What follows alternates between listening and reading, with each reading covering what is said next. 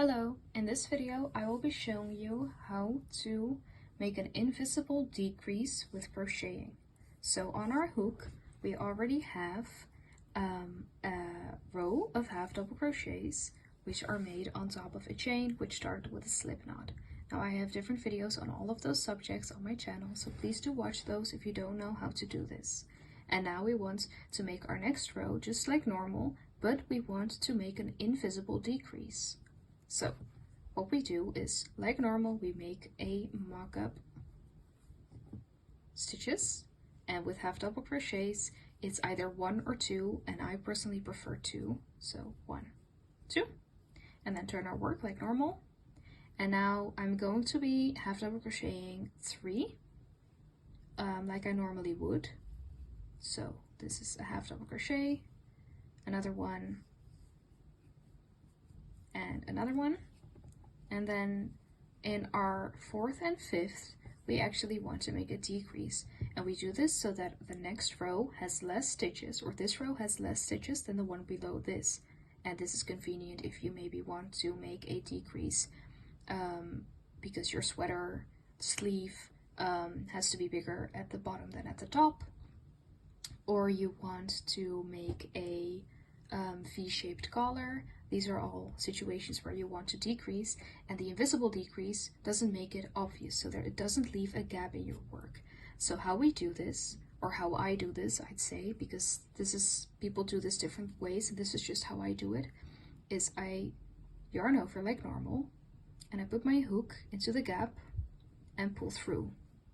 Now normally with half double crochet we would just yarn over and pull through the rest, but instead we're just going to be yarning over again, going into the next one, pull through,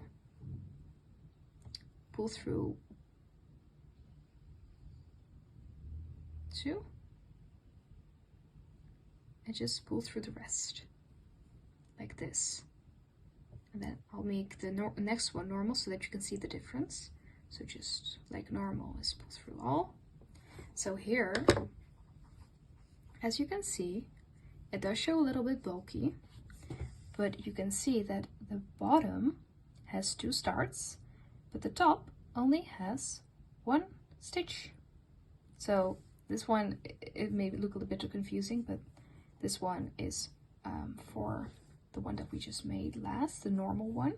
The normal one is here, and then this one is for these 2. This one is for this one, like so it goes. You see? So I'm going to finish the row, and then we can count how many loops we have at the top to correspond with how many loops or how many crochets the first row has. So I'm just going to finish it simply. It's almost done.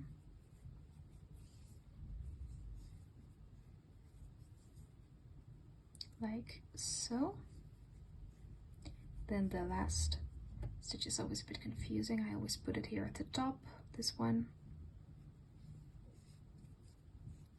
So now we have finished our row. Just chain another one to secure it a bit. So now let's count the V shapes that we have at the top. So it's, this one is our mock-up crochet, so this counts as 1, and then 2, 3, 4, 5, 6, 7, 8, 9, 10, 11, 12, 13, 14.